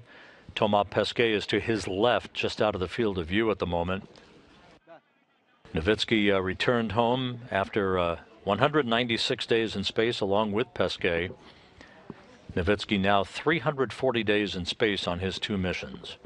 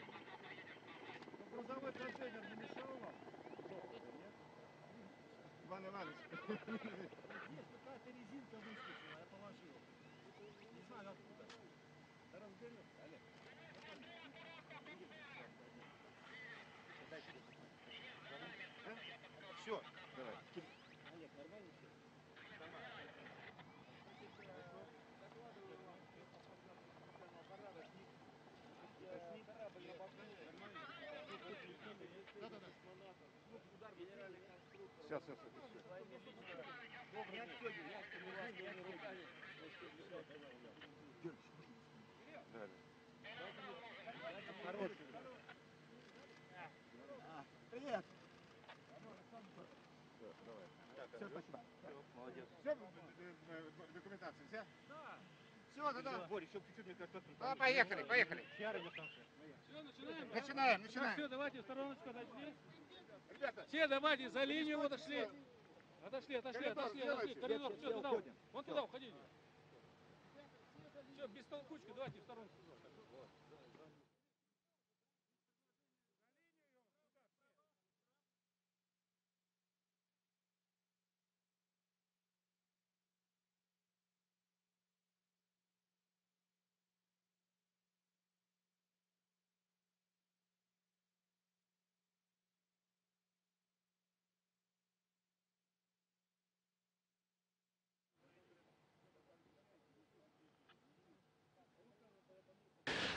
Once again, this is a video replay of video that was captured within the hour, showing the initial work being done by Russian and European Space Agency personnel following the landing of Oleg Novitskiy and Thomas Pesquet to wrap up their 196-day mission, 194 days of which were spent aboard the International Space Station. The crew closed the hatches between the Soyuz vehicle and the station in the wee hours this morning, undocked at 5:47 a.m. Central Time from the Rosviet module on the Earth-facing side of the Russian segment of the International Space Station. After moving a safe distance away from the orbital outpost, the deorbit burn on the Soyuz vehicle was executed at 8:17 a.m. Central Time. leading to a textbook return and re-entry of the vehicle back to Earth and a landing at 9:10 a.m. Central Time, 8:10 p.m. at the landing site in Kazakhstan, where now it is approaching sunset.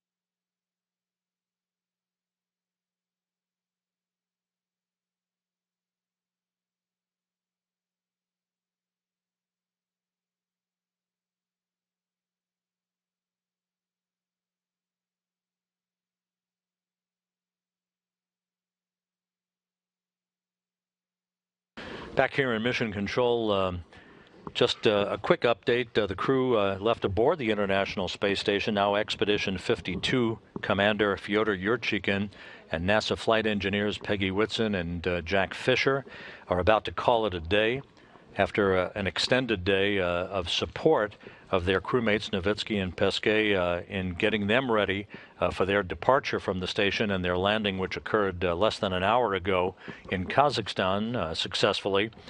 The trio on board the station will be working fairly long hours on Saturday to close the hatch to the orbital ATK Cygnus cargo craft and prepare the Cygnus for its departure from the International Space Station, which is now scheduled for Sunday morning. With everything in order, the plan is for Fisher and Whitson to be in the cupola of the International Space Station at the robotic workstation, using the Canadarm2 robotic arm to release Cygnus once it is unbolted and detached from the station by ground controllers here in Mission Control in the early morning hours on Sunday. Our coverage of Cygnus's departure from the station on Sunday will begin at 7:30 a.m. Central Time, leading to Fisher using the robot arm to release Cygnus and its grapple fixture at 8:10 a.m. Central Time. Cygnus will move to a safe distance away from the station for a week free flight in orbit in support of scientific investigations that will ultimately result in Cygnus being commanded to a deorbit by the orbital ATK flight controllers at the Dulles Flight Control Center in Dulles, Virginia. That will occur on June 11th, Sunday, June 11th. Orbital will send commands to deorbit the Cygnus cargo craft for a destructive reentry back into the Earth's atmosphere over the Pacific Ocean.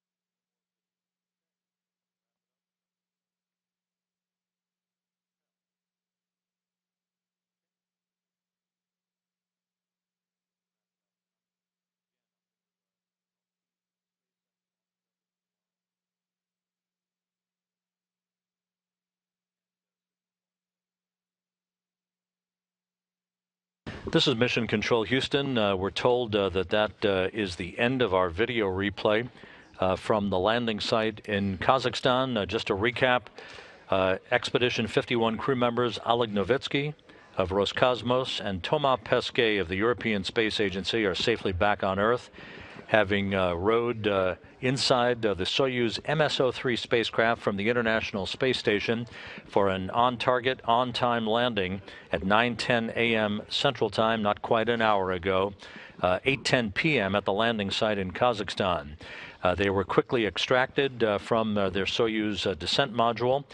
They were placed in chairs to have a few minutes to get their land legs back before they were carried into a nearby inflatable medical tent to get out of their Sokol launch and entry suits and to put on more comfortable clothing. They will board helicopters not long from now for a 2-hour flight back to the staging city for today's landing and recovery operations, that being Karaganda, Kazakhstan, where they will board individual planes. Novitskiy will board a Gagarin Cosmonaut Training Center aircraft for a flight back to Chkalovsky Airfield outside of his home and training center in Star City, Russia, while Pesquet boards an ESA, or European Space Agency, aircraft in Karaganda for a flight back to the European Astronaut Center in Cologne, Germany. Left on board the International Space Station, the newly comprised Expedition 52 crew, commanded by Russian cosmonaut Fyodor Yurchikhin, along with NASA flight engineers Peggy Whitson and Jack Fisher. Tomorrow they will spend the day closing out the Cygnus cargo craft, the orbital ATK Cygnus cargo craft, closing its hatch and preparing for its mechanical unbolting and detachment from the Earth-facing port of the Unity module of the International Space Station on Sunday morning. Before that, two items of programming for NASA television, another attempt to launch the SpaceX Dragon cargo craft to the International Space Station from Launch Pad 39A at the Kennedy Space Center is on tap for Saturday afternoon. NASA television coverage will begin at 3:30 p.m. Central Time, 4:30 p.m. Eastern Time. Launch time for SpaceX Dragon, weather permitting, would be 4:07 p.m. Central, 5:07 p.m. Eastern Time. And then on Sunday morning, the orbital ATK Cygnus cargo craft will depart the station with our coverage on NASA TV originating here at the Johnson Space Center in Houston, beginning at 7:30 a.m. Central Time for a robotic release of Cygnus under the control of Jack Fisher and Peggy Whitson from the cupola. That release scheduled at 8:10 a.m. Central Time on Sunday, 9:10 a.m. Eastern Time. So it continues to be a full weekend of operational activity both on the ground and in orbit. But for now, Oleg Novitskiy and Thomas Pesquet safely back on Earth after 196 days in space. Thanks for sticking with us throughout the course of the overnight hours and this morning. It's our pleasure to bring you all the activities of the crew members on board the International Space Station. For now, we'll call it a day. This is Mission Control Houston.